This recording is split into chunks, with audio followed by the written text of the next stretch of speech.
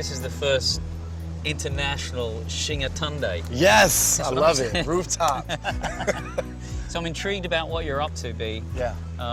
You know, you've got your own celeb, which I think is fantastic, you little bugger. But what's really interesting for me is you're now working with brands. You're working with the element of comedy, which is something you come naturally to you. I assume you don't have to work at it so much anymore. You got to work at everything worth preserving. But yeah. Do you think that humor then also, the comedic value helps make a brand more human, more accessible? Yes. I mean, humor is truth, right? It is your truth. I'm not saying that there is one truth. I'm not suggesting that, but it gets at the core of who you are. What you laugh at says a lot about who you are, because laughter bypasses the conscious mind. It is a gut and intuitive and instinctive reaction.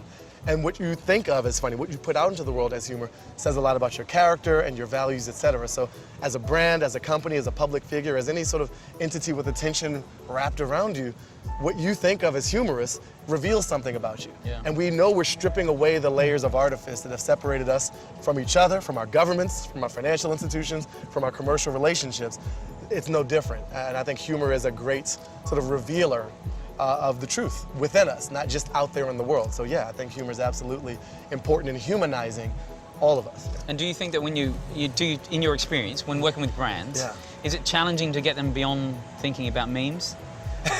Animated GIFs and cats and dogs and I would be very happy if I never heard the phrase viral video or memes before. Can you make me a viral video? Yeah. Maybe. Yeah. I don't know. If someone who promises that, they're manipulative, deceptive. And it's not going to work. Yeah, like there are key elements, of course, but to guarantee virality is to deceive lightly at a minimum. Sure. I think what we have found is that there are multiple ways to be funny. And there are multiple ways to employ wit and humor and even just cleverness. It doesn't have to be laugh out loud. It just has to be warmer, right? It has to be a little more subtle.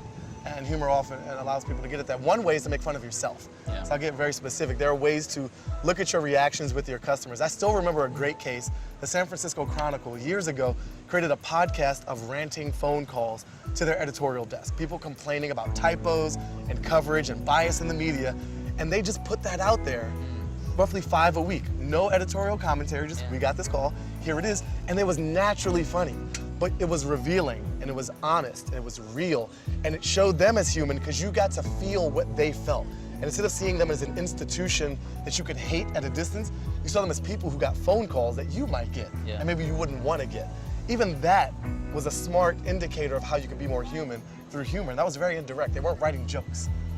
What are you concerned about in regards to not being get? I mean, the challenge with humor is that if it's done in a way that sort of creates an enormous amount of energy, like an Arrested Development as an example, or series, is that for you? Is that where you want to get to in terms of understanding what brands can get to as well, and bring that together in a way that's cultivated?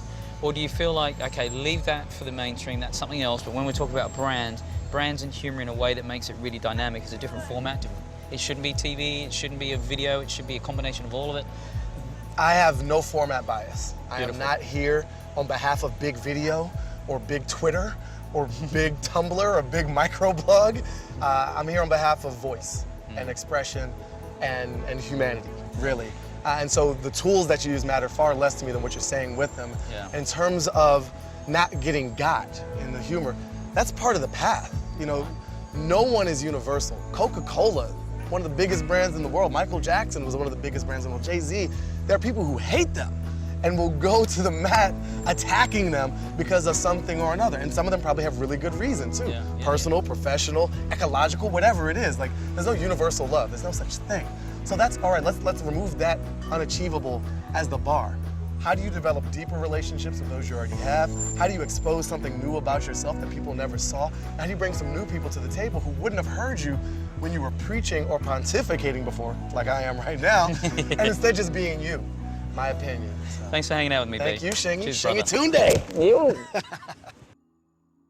We make animated video that is informative and comedic, and then we wrap that in a social promotion campaign because we speak that language natively. And then we wrap that in bacon, because bacon is delicious, and then we wrap that in mainstream media. The bacon layer is the most essential of all the things I just described.